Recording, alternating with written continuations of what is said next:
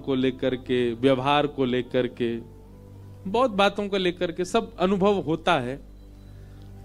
परंतु अब कथा करते करते ऐसी स्थिति हो गई है कि कैसा भी व्यवहार, कैसा भी स्वभाव, कैसी व्यवस्था, पर उसमें गुण देखने का ही मन होता है। भले ही चलो सब कुछ ऐसा था, पर यह गुण तो था ना, यह तो अच्छा था ना, यह तो बढ़िया था ना। ऐसा स्वभाव बन जाए तब समझो कि आप सत्संगी।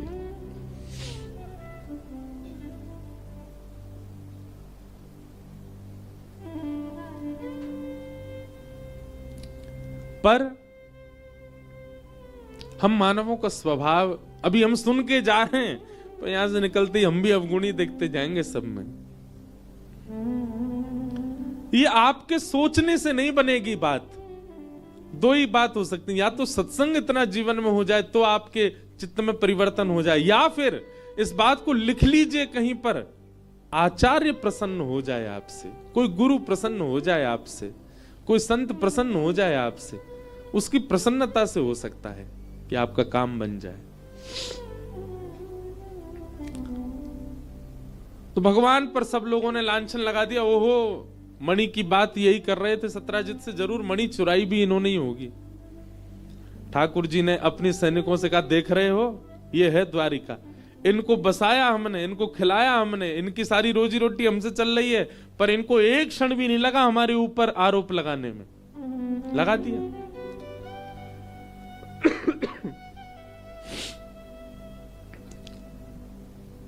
ठाकुर जी बोले, कोई बात नहीं, हम देखते हैं क्या करना है। भगवान अपनी सेना लेकर के मणि ढूंढने के लिए गए तो शेर मरा हुआ, प्रसेन मरा हुआ मिला, थोड़ी दूर पर शेर मरा हुआ मिला, लेकिन मणि दोनों के पास नहीं थी।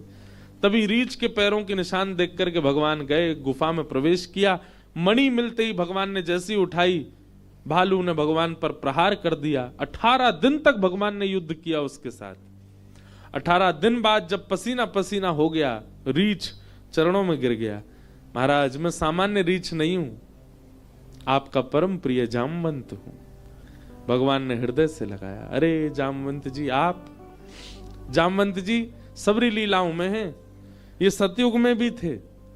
जब भगवान ने बराह बनकर के पृथ्वी को अपनी मुख पर धारण किया तो जामवंत जी ने परिक्रमा लगाई थी भगवान की, पृथ्वी सहित।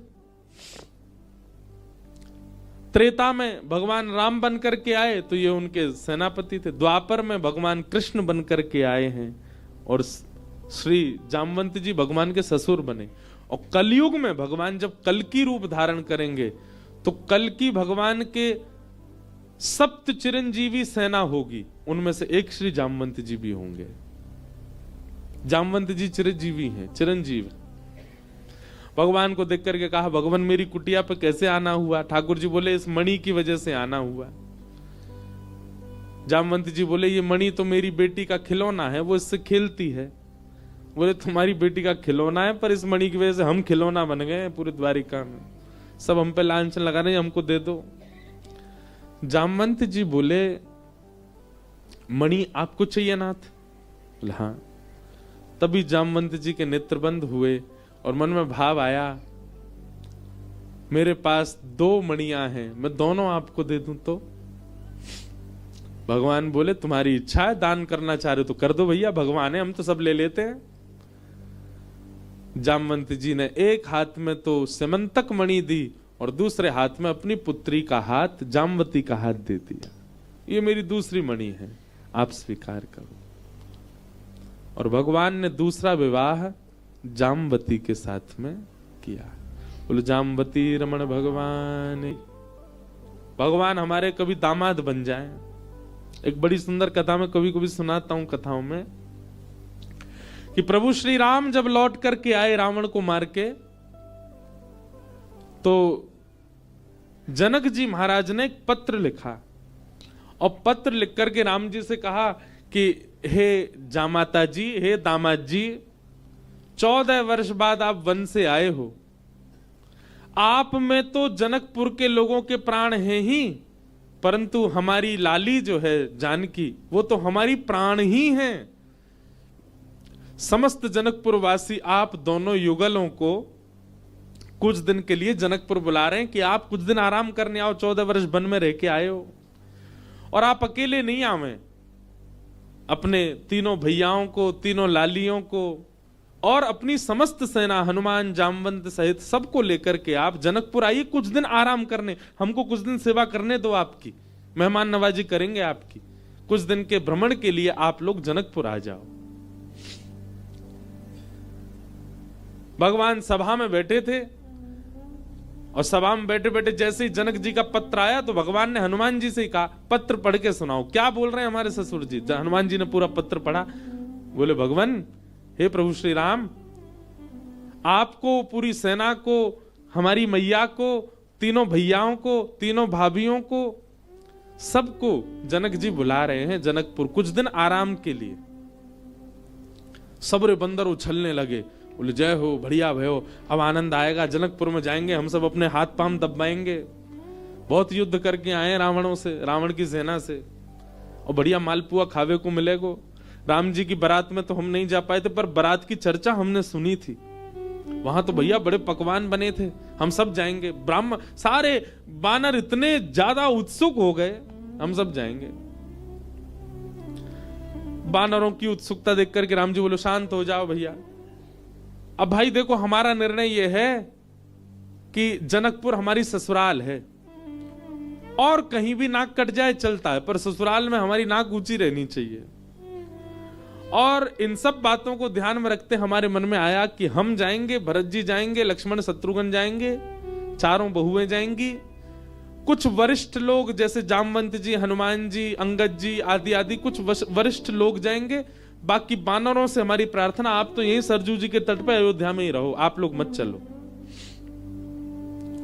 बानर सब उदास हो गए, बोले क्यों, हम क्यों नहीं चले। बोले आप लोगों का स्वभाव ऐसा ही है, किसी से भी छीन के खा जाते हो, कहीं पर भी मलमूत्र त्याग देते हो, कहीं भी उछल कूद कर देते हो, डाले तोड़ देते हो, वन उजाड़ देते हो, और जनकपुर हमारी ससुराल है।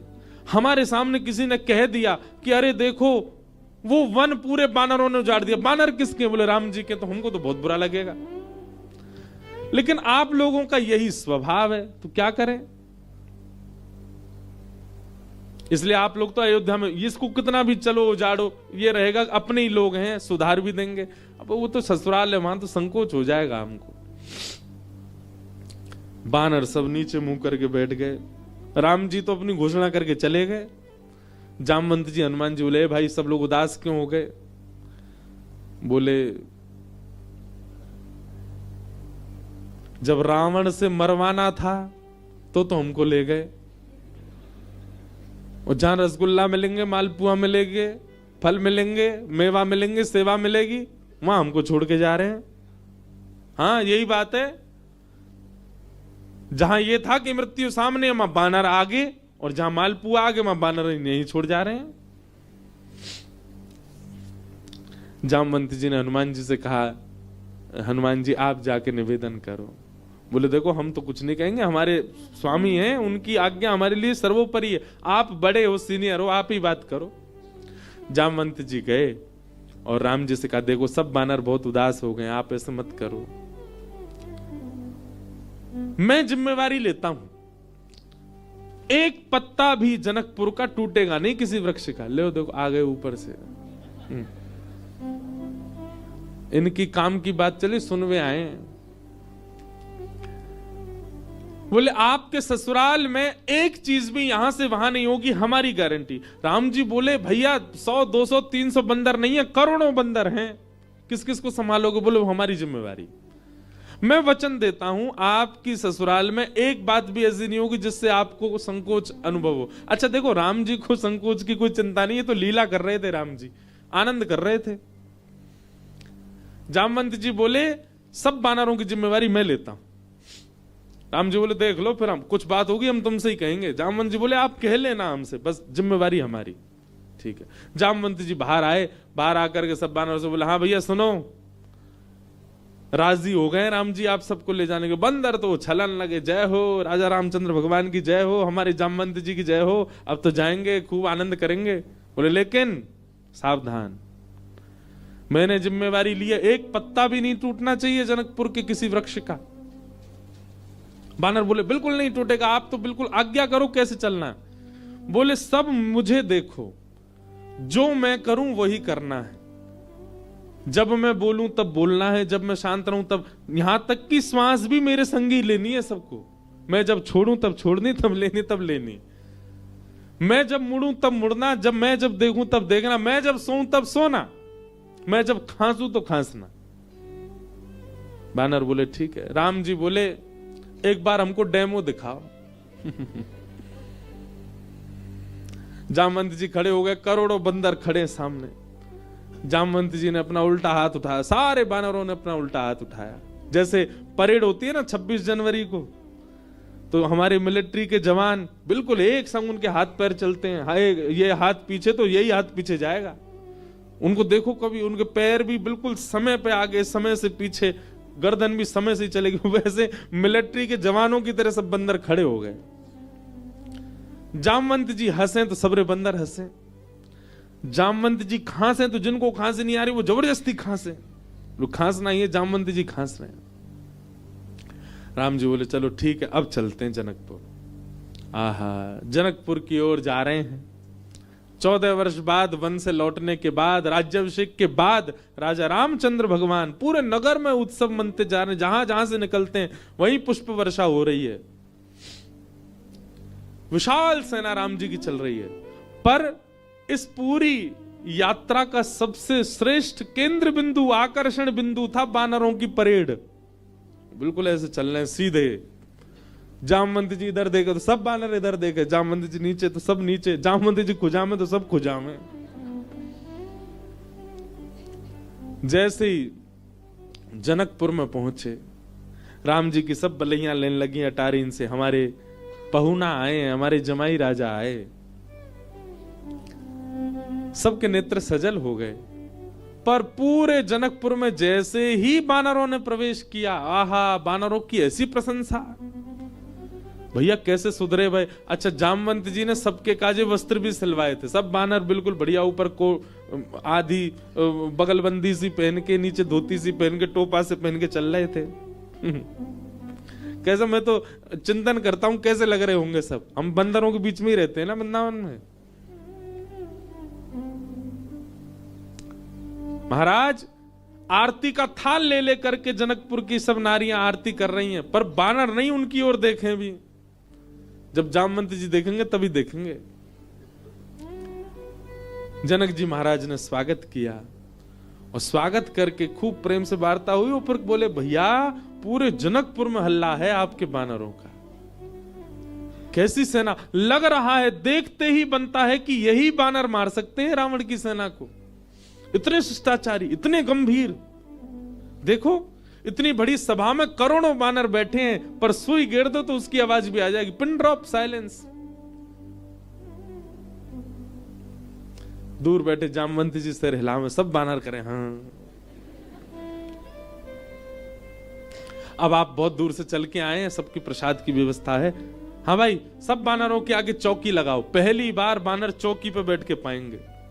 चौकी पे बैठ गए, चौकियों के आगे दूसरी चौकी, चौकी के ऊपर सोने की थाली, चांदी की कटोरी। आहा क्या बढ़िया, सब बानरों की थाली। पहली बार बानरों के आगे थाली लगी है। लेकिन बानर थाली में नहीं देख रहे हैं, सब जामवंत जी को देख रहे हैं। पनीर की सब्जी आई, काजू की सब्जी आई, ये सब्जी आई, मिष्ठान आए, पूड़ी आई, 5 प्रकार की पूड़ी आई, रोटी आई, चावल आए। बानरों का स्वभाव क्या है, आप केला भले ही हाथ से दो लेकिन फिर भी छीन के ही लेगा। बानर का स्वभाव होता है, उसका छीनने का ही स्वभाव होता है। पर सारे बानर ऐसे बैठे जामवंत जी को देख रहे, टेढ़ी टेढ़ी नजर करके देख तो रहे थाली में क्या क्या आ रहा है। लार टपकती जा रही है, लेकिन नहीं, जामवंत जी जैसे कहेंगे वैसे ही खाना है। सबको फल दिए गए, फलों में सब फल अमनिया करके दिए। आम सबको साबुत दिए गए, सबकी थाली के आगे आम रखे गए। सब बिल्कुल थाली हो गई। जामवंत जी महाराज ने सब बानर की ओर देखा, सब बानर बिल्कुल जामवंत जी को देख रहे थे। जामवंत जी ने हाथ में जल लिया। अन्नपूर्णे सदा पूर्णे, सब बानर बोल रहे अन्नपूर्णे सदा पूर्णे। थाली के ऊपर 4 बार घुमाया, सब बानर घुमा रहे हैं। आचमन किया, सब बानर आचमन कर रहे हैं। जनक राम जी बेचारे धीमे धीमे पा रहे, बोले बस ये लाज बची रहे जितनी देर है। प्रसाद पाने लगे बिल्कुल वैसे, अगर दाल चावल पा रहे हैं जामवंत जी, सब दाल चावल ही पा रहे हैं। जितनी दाल जितनी सब्जी डाल रहे हैं उतनी डाल रहे हैं। अद्भुतता थी देखने में। थोड़ी देर पाने के बाद जामवंत जी की दृष्टि पड़ी आम पे। जैसे ही आम उठाया, सब बानरों ने एक संग आम ही उठाए। जामवंत जी घुमा के देखें, सब बानर घुमा के देखें। जामवंत जी ने जोर से आम दबा के देखना चाहा कितनी गुठली है इसमें। अब वो आम ऐसा था कि जैसे नेक दबाया सो गुठली उछल गई उसमें से। अब जैसे ही गुठली उछली तो सब बानर दोनों हाथन से दबाई रहे, वो गुठली उछलनी चाहिए क्योंकि जामवंत जी की गुठली उछली है।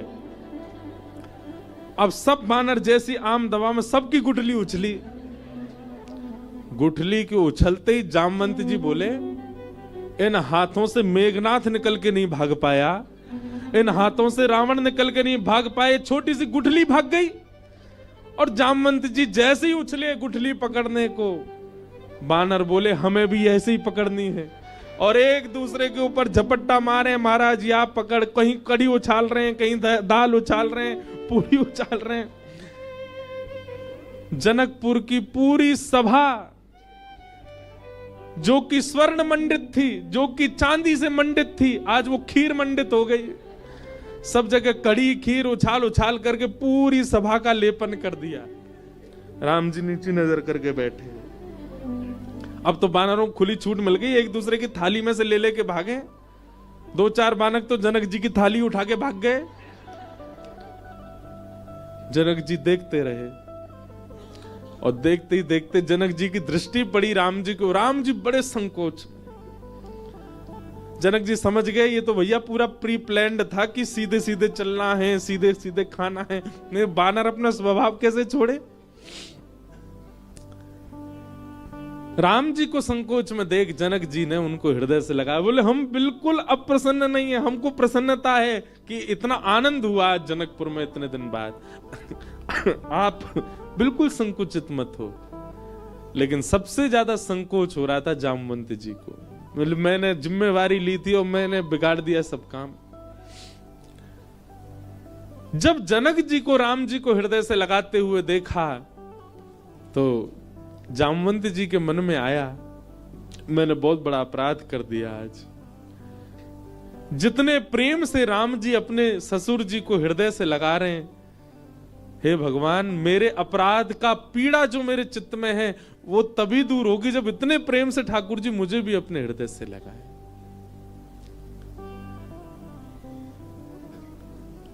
जामवंत जी की हृदय की भावना राम जी पहचान गए। और जब वापस जनकपुर से लौटने का समय आया 6-7 दिन बाद, जामवंत जी से राम जी ने एकांत में कहा, हम आपके मन के भाव जान गए। जब जनक जी हमको हृदय से लगा रहे थे, आपके मन में आया था कि कभी आप भी हमको ऐसे हृदय से लगाओ। अब अभी हृदय से लगाने में वो बात नहीं होगी। जब आप अपनी पुत्री का वर्ण हमारे साथ करोगे, हम आपके दामाद बनेंगे, तब आप हमको इसी भाव से हृदय से लगाना, तब आपकी इच्छा पूरी होगी।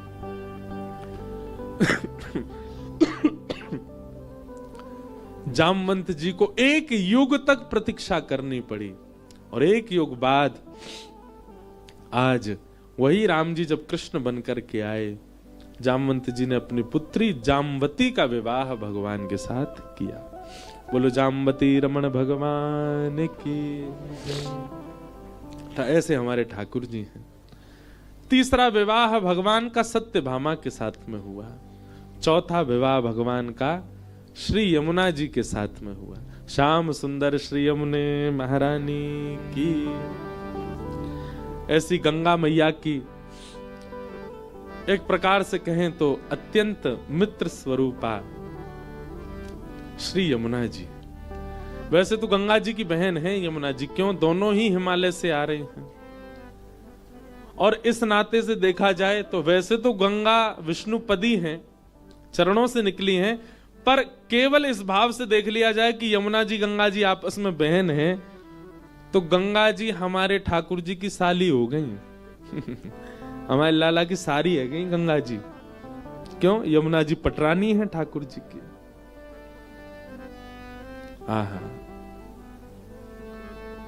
आज ठाड़ोरी बिहारी गंगा तट पे, आज ठाड़ोरी बिहारी गंगा तट पे, आज ठाड़ोरी बिहारी यमुना तट पे, आज ठाड़ोरी बिहारी यमुना तट पे। मत जइयोरी अकेली कोई पनघट पे, मत जइयोरी अकेली कोई पनघट पे, मत जइयोरी अकेली कोई पनघट पे, मत जइयोरी अकेली कोई पनघट पे। आज ठाड़ोरी बिहारी गंगा तट पे, आज ठाड़ोरी बिहारी गंगा तट। निश्चित ही ये सप्ताह कथा गंगा जी के तट पर हुई। भागवत जी साक्षात कृष्ण स्वरूप हैं। यमुना पुलिन पर वेणुनाद करने वाले श्याम सुंदर। इन 7 दिनों में, हम तो एक दिन नहीं कहेंगे, 7 दिन ठाकुर जी ने वेणुनाद गंगा तट पर किया होगा। आज गंगा के मधुर तट पर ठाकुर जी बंसी बजा रहे हैं। आज ठाड़ोरी बिहारी गंगा तट पे, आज ठाड़ोरी बिहारी गंगा तट पे, आज ठाड़ोरी बिहारी यमुना तट पे, आज ठाड़ोरी बिहारी गंगा। बोलो वृंदावन बिहारी लाल की। करताल बजा के गाओ।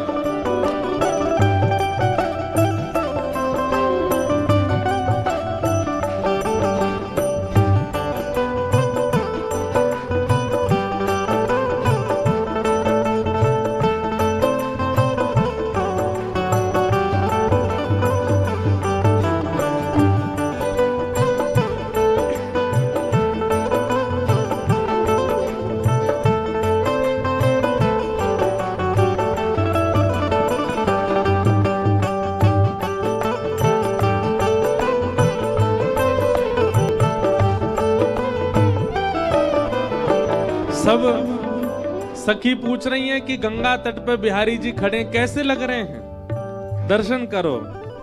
मोर को मुकुट भृगुटी की मटक याको, मोर को मुकुट भृगुटी की मटक। भृगुटी की मटक मतलब समझे?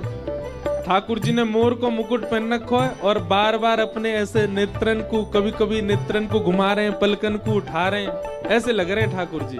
मोर को मुकुट भृगुटी की मटक याको, मोर को मुकुट भृगुटी की मटक। हो मन गयोरी अटक याके पीर पट पे, मन गयोरी अटक याके पीर पट पे, मन गयोरी अटक याके पीर पट पे, मन गयोरी अटक याके पीर पट पे।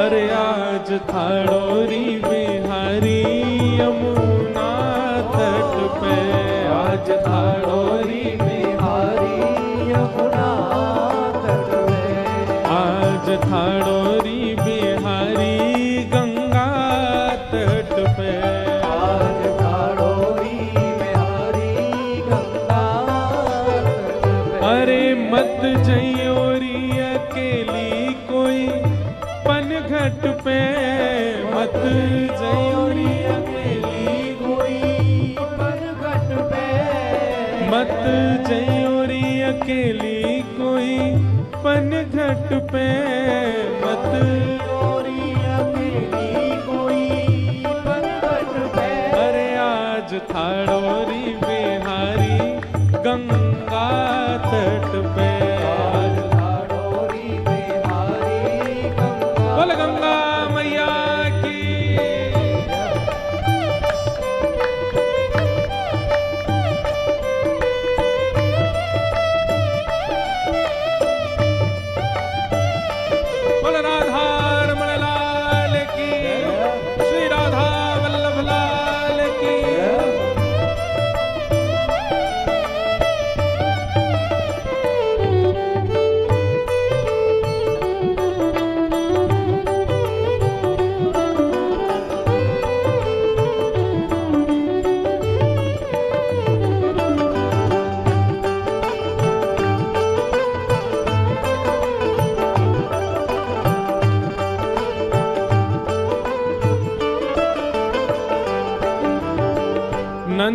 जी को छोना देख धीरज धरो ना, नंद जी को छोना देख धीरज धरो ना, नंद जी को छोना देख धीरज धरो ना, नंद जी को छोना देख धीरज धरो ना, तारो ऐसो कछुटो ना नटवर नटने, तारो ऐसो कछुटो ना नटवर नट पे, तारो ऐसो कछुटो ना नटवर नटने, तारो ऐसो कछुटो ना नटवर नटने, अरे आज थाड़ोरी बिहारी गंगा तट पे, आज थाड़ोरी बिहारी यमुना तट पे, आज थाड़ोरी बिहारी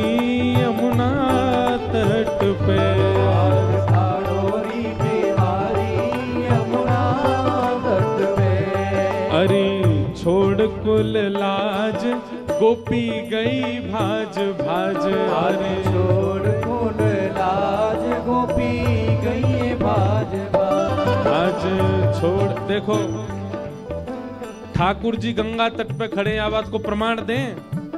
यहाँ कई सारे ऐसे श्रोता हैं, वो अपने घर के कई काम ने छोड़ छोड़ के आ रहे हैं, कई लोग घर में झूठ बोल बोल के आ रहे हैं, कई बच्चे स्कूल बंक करके भी आ रहे हैं। काय को आ रहे हैं? बोलो क्योंकि व्यासपीठ पर कृष्ण रूपी गंगा के तट पर श्री कृष्ण खड़े हैं।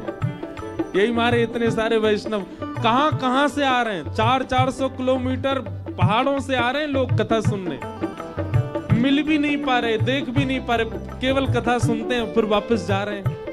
क्यों?